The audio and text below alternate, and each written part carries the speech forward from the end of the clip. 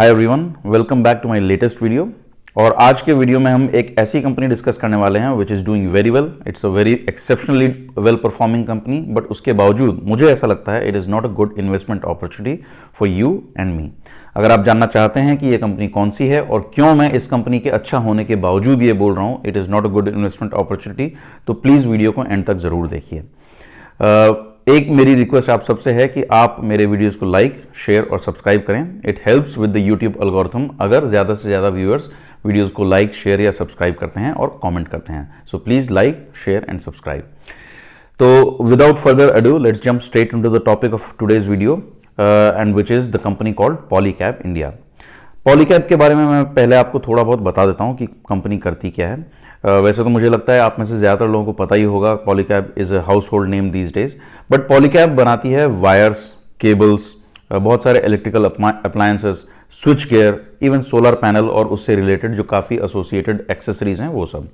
तो इन सब चीज़ों में एक कॉमन चीज़ ये है कि it is used widely in the electrical networking in your house. इसका मतलब ये है कि अगर पिछले कुछ सालों में आप में से किसी ने घर बनाया है तो चांसेस आ कि आपने पॉलीकैब का कोई ना कोई मटेरियल ज़रूर यूज़ किया होगा।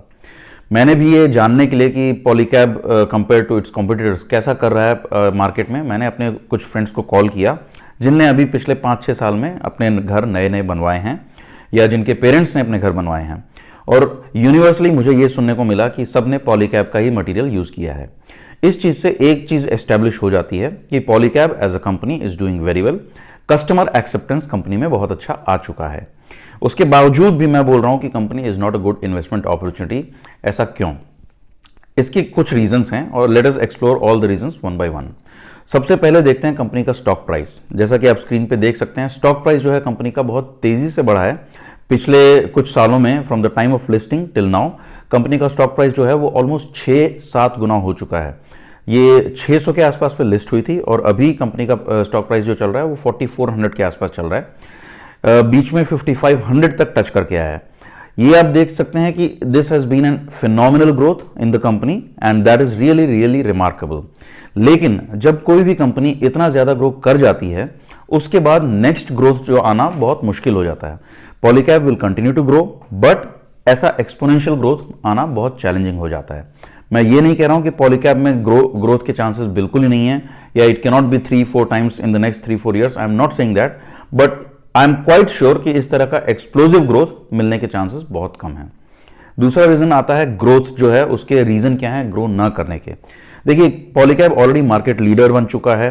अगर आप कंपटीशन में जाके देखें so it is the company with the highest market cap as you can see on the screen. इसके बाकी कॉम्पिटिटर्स जो है वो काफ़ी पीछे हैं इससे मार्केट कैप के उसमें कंपैरिजन में। तो जब कंपनी ऐसे सिचुएशन में पहुंच जाती है तो इसके पास ग्रोथ के 2-3 ऑप्शंस ही बचते हैं। सबसे पहला ऑप्शन तो ये होता है कि कंपनी अपने वॉल्यूम्स बढ़ाए, मतलब अपना ज़्यादा मटेरियल बेचे।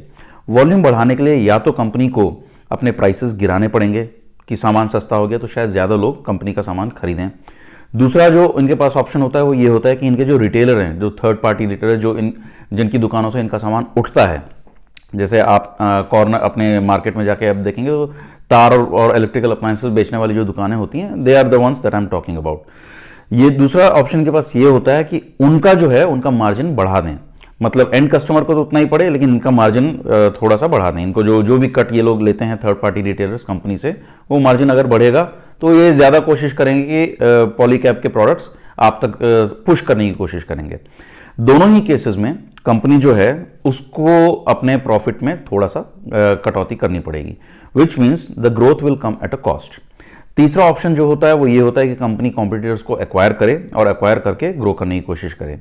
Usually acquisition is not a very good way of growing because 70-80% of all acquisitions fail. और ये मैं नहीं बोल रहा हूं, this is a statistically proven fact. दुनिया में, सिर्फ इंडिया में नहीं, दुनिया में 70-80% mergers and acquisitions are a failure. तो उस हिसाब से भी ग्रोथ के प्रोस्पेक्ट्स फेयरली लिमिटेड हैं। तो एक चीज़ तो ये आप देख सकते हैं कि जो स्टॉक प्राइस है वो बहुत तेज़ी से बढ़ा, that is one reason, so no growth. दूसरा, अपने मटेरियल्स को एडिशनली सेल करके अगर कंपनी ग्रो करना चाहे तो उसके भी चांस बहुत सीमित हैं। तो दैट इज़ वन थिंग। इसके अलावा अगर आप देखें तो कुछ थोड़े से कंसर्निंग ट्रेंड्स भी कंपनी में दिख रहे हैं। और सबसे पहला कंसर्निंग ट्रेंड तो ये है कि इस कंपनी में इंस्टीट्यूशनल इन्वेस्टर्स जो हैं उनकी होल्डिंग बहुत ज़्यादा बढ़ चुकी है। होता क्या है टिपिकली ज़्यादातर कंपनीज में, अगर इंस्टीट्यूशनल इन्वेस्टर्स की होल्डिंग बढ़ जाती है तो ये जो इन्वेस्टर्स होते हैं they are not really long term investors, आपके या मेरी तरह। ये होते हैं जो लो प्राइस पे एंटर करते हैं और जैसे ही इनका प्राइस बढ़ने लगता है तो they start exiting the stock. और जब इंस्टीट्यूशनल इन्वेस्टर्स एग्जिट करते हैं तो आप ये समझ सकते हैं कि आपके और मेरी तरह ये 1000-2000 स्टॉक्स नहीं खरीदते हैं, ये लाखों में शेयर्स खरीदते हैं।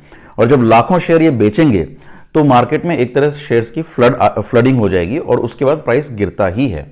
सो इंस्टीट्यूशनल इन्वेस्टर्स काफी टाइम से इस कंपनी में एंटर किए हुए हैं, domestic as well as international institutional investors. और दोनों ही तरीकों से अगर आप देखेंगे तो जब ये इन्वेस्टर्स एग्जिट करने लगेंगे तो एग्जिट करते ही स्टॉक प्राइस बहुत तेजी से गिरेगा। एक अच्छी चीज जो है वो ये है कि प्रोमोटर्स की होल्डिंग काफी अच्छी है अभी भी इस कंपनी में, that is a positive sign.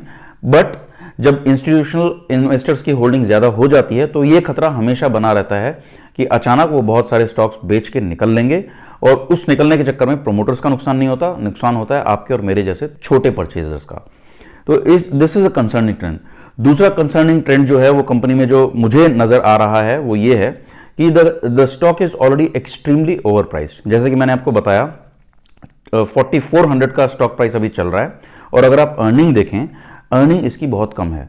पिछले 12 महीने में इसकी अगर क्वार्टरली अर्निंग्स को ऐड किया जाए तो लगभग 110 रुपए पर शेयर के आसपास इसकी अर्निंग है। और अगर हम पिछले साल में जाके देखें तो इट वाज ओनली 86।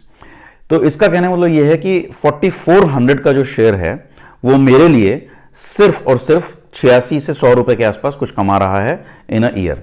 कहने का मतलब ये, अब मैं हमेशा कंपनी को इस तरह से देखता हूं दैट द कंपनी या जो शेयर में जो मैं खरीद रहा हूं it is not just a share, मैं उस कंपनी का एक छोटा सा हिस्सा खरीद रहा हूं। और जब मैं वो हिस्सा खरीदता हूं तो मेरी उम्मीद ये रहती है कि वो मेरे लिए अच्छा खासा पैसा बना के दे, it should give me a decent return. अगर आप इस केस में देखेंगे तो 4400 रुपीज का एक शेयर मैं खरीदूंगा तो उससे मुझे साल में अर्निंग मिलेगी सिर्फ 100 रुपए के आसपास की, which in my view is really very small, it is insignificant. Usually मुझे ऐसा लगता है कि जो भी मैं इन्वेस्ट कर रहा हूं उससे मुझे एक साल के अंदर अर्निंग पर शेयर 10 से 15% कम से कम होना ही चाहिए, दैट इज माई बेंचमार्क। सो इन सारे कंसर्निंग ट्रेंड्स के कारण मुझे ऐसा लगता है Polycab is not a good investment opportunity.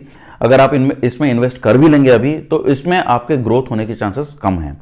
जब भी हम स्टॉक्स में इन्वेस्ट करते हैं तो हमारी उम्मीद ये होती है या एटलीस्ट होनी चाहिए कि जो स्टॉक प्राइस है वो 3-4 गुना बढ़े और that is a good return in my view for stocks. अगर वैसा पॉसिबिलिटी नहीं दिख रही है, I do not think you should invest in a particular stock. और पॉलीकैब के साथ अभी यही हो रहा है। I do not think it has a very great chance of doubling और tripling in the next 4-5 years. Company grow करती रहेगी धीरे धीरे एट अ गुड पेस। सो अगर आप 10% 15% का एवरेज रिटर्न चाहते हैं तो प्लीज इन्वेस्ट इन दिस। लेकिन अगर आप ये उम्मीद करके इन्वेस्ट करें कि स्टॉक प्राइस डबल या ट्रिपल हो जाएगा, वो नहीं होने वाला है। अगर आपको वीडियो अच्छा लगा तो please like, share and subscribe and also comment. अगर आपको वीडियो अच्छा नहीं लगा तो कॉमेंट्स में मुझे बताइए क्यों। अगर कोई ऐसी कंपनी है जो आप चाहते हैं कि मैं कवर करूं, प्लीज उसका नाम मुझे कॉमेंट्स में बताइए। And again please like, share and subscribe. Thank you and have a nice day.